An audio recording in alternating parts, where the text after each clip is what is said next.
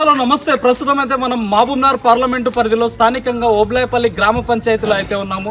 నేటితో ఎలక్షన్ ప్రచారానికి చివరి రోజు కాబట్టి నేటితో తెరపడనుంది కాబట్టి ఇంటింటి ప్రచారంలో ప్రతి ఒక్క కాంగ్రెస్ కార్యకర్త మరొక రేవంత్ రెడ్డి లెక్క భారీ ఉత్సాహంతో అయితే పనిచేస్తున్నారు. ప్రతి ఒక్కరు ఎండెన్స్ అయితే లెక్క చేయకుండా ఇంటింటి ప్రచారంలో ఏదైతే కాంగ్రెస్ ప్రభుత్వం ప్రవేశపెట్టిన 6 గ్యారెంటీల గురించి కావచ్చు, ఏదైతే పార్లమెంట్ ఎలక్షన్ తర్వాత అమలు చేయబోయే 2 లక్షల రుణమాఫీ గురించి కావచ్చు, ప్రతి ఒక్కటి ఇంటింటి ప్రచారంలో ప్రజలకైతే వాటి గురించి అయితే ఎక్స్ప్లెయిన్ చేస్తున్నారు. మరి వాస్తవంగా గ్రామంలో ఎలాంటి పరిస్థితులు ఉన్నాయి ఏంటిదని చెప్పేసి ఇక్కడ కాంగ్రెస్ పార్టీ సీనియర్ నాయకులు అయితే మనతో ఉన్నారు. సో వారి మాటల్లోనే తెలుసుకునే ప్రయత్నం అయితే చేద్దాం.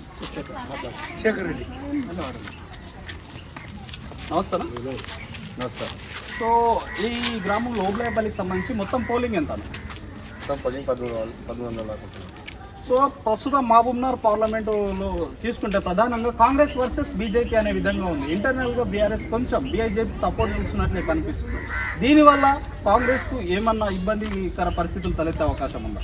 కాంగ్రెస్కి ఎలాంటి ఇబ్బంది పరిస్థితులు లేవు. కాకపోతే ఈ 2-3 రోజుల నుంచి టీఆర్ఎస్ పూర్తిగా బీజేపీతో కుమ్మక్కై 2 పార్టీలు ఒకటే పనిచేస్తున్నాయి. అందుకే మనం కొంచెం అప్రమత్తంగా మన 6 పథకాలను ప్రజల్లోకి తీసుకెళ్ళి కొంచెం ఇంతకుముందు లాగా మాలకు లేకుండా అప్రమత్తంగా ఉండి ప్రజలకు చేరువయ్యి మన పథకాల గురించి వివరంగా చెప్పే అవసరం ఎంతైనా ఉంది. ప్రస్తుతం కాంగ్రెస్ పార్టీకి చెందిన వ్యక్తి, ఇదే ప్రాంతం వ్యక్తి ముఖ్యమంత్రి, ఇదే ప్రాంతానికి చెందిన ఎన్ఎం శ్రీనివాసరెడ్డి గారు కాంగ్రెస్ పార్టీకి చెందిన వ్యక్తి. ఎంపీ ఒకటి ఇక కాంగ్రెస్ పార్టీ గెలుచుకుంటే ఇన్ని సంవత్సరాలు వలసలతో విలవిలాడిన పాలమూరు ఇక మన ప్రాంత వ్యక్తి సీఎం ఎమ్మెల్యే కావడం వల్ల ఒక ఎంపీ మాత్రం ఇస్తే ఇక ఈసారి మహబూబ్నగర్ అభివృద్ధి విషయంలో పరుగులు పెడుతుంది అనుకోవచ్చాను. ఇప్పుడు మనం సెలెక్ట్ చేసుకున్న చల్ల వెంకటేశ్వర రెడ్డి కేవలం ఎంపీ క్యాండిడేట్ కాదు, మన ప్రాంతం పైన పూర్తి అవగాహన ఉన్న వ్యక్తి. మన రాహుల్ గాంధీ కుటుంబంతో ఉన్న చిన్నగా ఉన్నప్పుడు దాదాపు 20-25 సంవత్సరాల నుంచి అనుబంధంగా ఉన్న వ్యక్తి. అందుకే దీన్ని పరిగణలోకి తీసుకొని మన తెలంగాణ రాష్ట్రంలోనే మొట్టమొదటి సీట్ ఆయనకే కేటాయించింది. ఇప్పుడు రేవంత్ రెడ్డి కూడా ఒక ఛాలెంజ్గా తీసుకొని మన చల్ల వెంకటేశ్వర రెడ్డిని గెలిపించుకొని మనకు ఢిల్లీకి కానుకగా వేయాలని కూడా ప్రయత్నం చేస్తున్నాడు.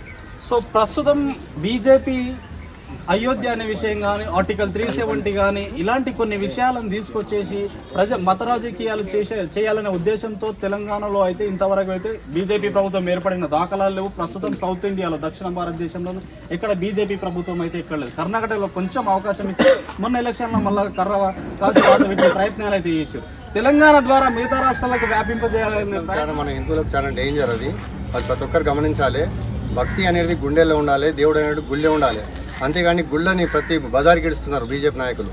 అక్కడ కూడా మన ఏ ఊళ్ళో కూడా ఒక అనుభవం ఉన్న వ్యక్తి లేడు. చిల్లర పొల్లరు కాదు, ఎక్కడ ఇళ్ళ పనికి రాని వాళ్ళు ఆ జేబు ఖర్చుల కొరకు బీజేపీ పార్టీ తిరుగుతున్నారు తప్ప ఒక్కడు కూడా ఒక 5 ఓట్లు నేను ఖచ్చితంగా వేపిస్తానే వ్యక్తి ఏ ఊళ్ళో లేడు, మా ఊళ్ళో లేడు. ఉదాహరణ కొన్ని పేర్లు చెప్పాలంటే చెప్పొద్దు. అయితే ఒక విషయం చెప్పాలంటే గుడి కట్టక ముందే వారం రోజుల ముందు కంట్రోల్ బియ్యంకి పసుపు కుంకుమ కలిపి ప్రాంతాల పొంటి వంచిన దినాలు అందరూ చూసింది. అది అంత నీచంగా చేస్తున్నారు దేవుణ్ణి. అది చాలా తప్పు. కాబట్టి ప్రతి ఒక్కరు గమనించాలి. ఈ మధ్య కొంచెము ఈ ఉపాధిపతి మన కాంగ్రెస్ గవర్నమెంట్ వాళ్ళు ప్రవేశపెట్టిన పని వాళ్ళని సగం వాడుకుంటారు. కాబట్టి మేము ఈ రోజు నుంచి ఈ 3 రోజులు స్పెషల్ ఫోకస్ పెట్టి ప్రతి ఒక్కరిని మా ఊళ్ళో 1300 ఓట్లకు 1000 ఓట్లు మా కాంగ్రెస్ పార్టీలో డబ్బులు వేయించే బాధ్యత మాది. అది ఖచ్చితంగా చేస్తాం. గత అసెంబ్లీ ఎలక్షన్లో మీ గ్రామం నుంచి కొంత మేరకు బీఆర్ఎస్ మెజార్టీ ఇచ్చిన ఒక స్థానాలు అయితే మనం చూస్తున్నాం. ఎందుకంటే 10 సంవత్సరాల అధికారంలో ఉంది కావచ్చు, ఇక్కడ మంత్రి ఆగడాలకు కావచ్చు. ఇకనైనా ఈ గ్రామం కాంగ్రెస్కు కంచుకోట అవుతుంది ఈ పార్లమెంట్ ఎలక్షన్ తోటి అనుకోవచ్చు. అయితే మా ఊరికి ఒక ప్రత్యేకమైన ఇంతకుముందు ఎలక్షన్లో ఒక స్థానం ఉంది. తెలంగాణలో ఎక్కడ ఒకటే ఊరిలో మండల ప్రెసిడెంట్, జెడ్పీటీసీ తెలంగాణ ప్రతి ఏడలేడు. మా ఊరు నుంచే మండల ప్రెసిడెంట్, మా ఊరు నుంచే జెడ్పీటీసీ, మా ఊరి నుంచే కోఆప్షన్, మా ఊరికి నుంచే 20 ఇండ్లు ఇచ్చారు. మా ఊరికి దళిత బంధు 10 మందికి స్కీమ్ వచ్చింది. అది ఏ తెలంగాణలో ఎక్కడ జరగలేదు. ఆ ఎఫెక్ట్ కొంచెమైనా ఊరి మీద ఉంటుంది. అయినా కూడా మాకు అన్ని ఓట్లు వచ్చినామంటే చాలా గ్రేట్గా మేము పెద్ద గొప్పగానే భావిస్తున్నాం. తగ్గించే ప్రయత్నాలు గట్టిగా చేసిండ్రు, మేము తగ్గలేదు. ఇప్పుడు అఖండంగా వాళ్ళకి అందరికి వచ్చినా కూడా మా అన్ని ఓట్లు రావు. ఇప్పుడు అది మాత్రం ఖాయం. పరిస్థితులన్నీ మారిపోయినాయి. ఇంకోటి శ్రీనివాస్ గౌడ్ ఆగతాల వల్ల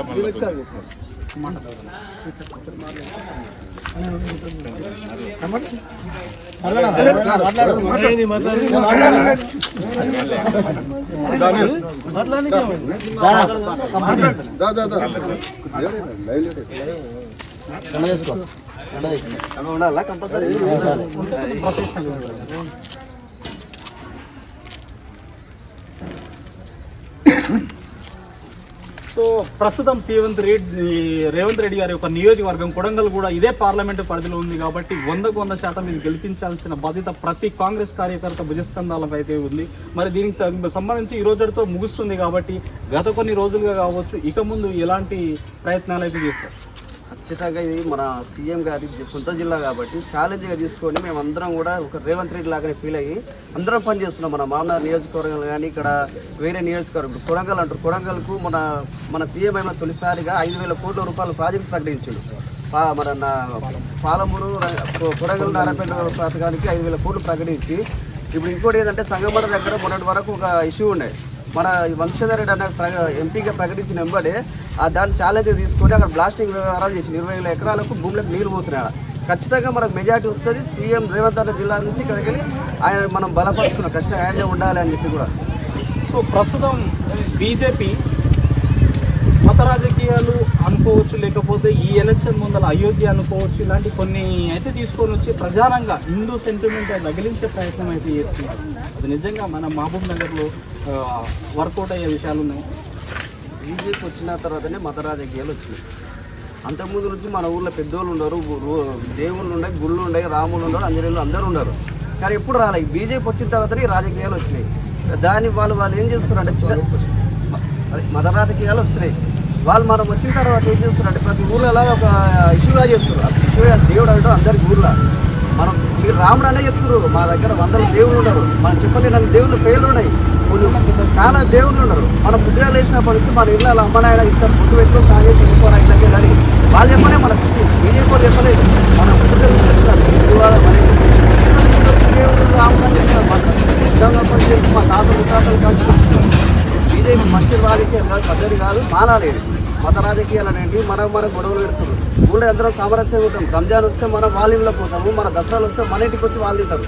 ఇప్పుడు వచ్చి కొత్తగా మనం రాజకీయాలు సృష్టించి దీన్ని రాజకీయ అవసరం కోసం వాడుకోవచ్చు చాలా తప్పు. సో ఫైనల్గా ఏదైతే ఎలక్షన్ కోడ్ వల్ల కొంతమేరకు 6 గ్యారెంటీలు అయితే ఆలస్యమైన విధానం మనం చూసుకోవచ్చు. కానీ గ్రామాల్లో వ్యవసాయం చేసుకునే వాళ్ళు కావచ్చు, వాళ్ళకు ఎమ్మెల్సీ కోడ్స్, ఎంపీ కోడ్స్ అంటే వీటిపైన పెద్ద అవగాహన ఉంటుంది. వాళ్ళ లోపలికి ఎట్లా తీసుకోబోతున్నారు? ఇప్పుడు ఆల్రెడీ మేము ఒక స్కీమ్ ఇంప్లిమెంట్ చేసినాం. మహాలక్ష్మి అని బస్సులు ఫ్రీ పెట్టేసినాం. మిగతా కరెంటు కొన్ని ఏరియాలో కూడా నడుస్తుంది. కరెంటు స్కీమ్ 200 యూనిట్ల వరకు సిలిండర్ది కానీ. ఎందుకంటే మన మామనార్ జిల్లాలో ఎమ్మెల్సీ కూడా వచ్చి ఆగిపోయింది. మిగతా జిల్లాలో అన్నీ అవి నడుస్తున్నాయి. ఒక 2,500 రూపాయల నెలకు మన మహిళకి ఏం చెప్పారో ఆ స్కీమ్ని మన ఎలక్షన్ కోడ్ వచ్చేసరికి ఆగిపోయింది.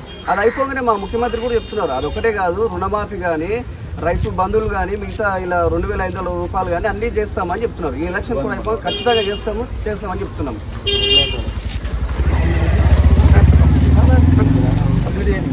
సో ఇది ఏదేమైనా రాబోయే పార్లమెంట్ ఎలక్షన్లలో మహబూబ్నగర్ పార్లమెంట్ నుంచి 100% వంశీచందర్ రెడ్డి గారిని గెలిపిస్తామని చెప్పేసి, అదేవిధంగా సీఎం రేవంత్ రెడ్డి గారికి మహబూబ్నగర్ పార్లమెంటు తరఫున బహుమతిగా కూడా ఇస్తామని చెప్పేసి ప్రతి కార్యకర్త అందుకు సంబంధించిన ప్రచారాలు అయితే ముమ్మరంగా చేస్తున్నారు.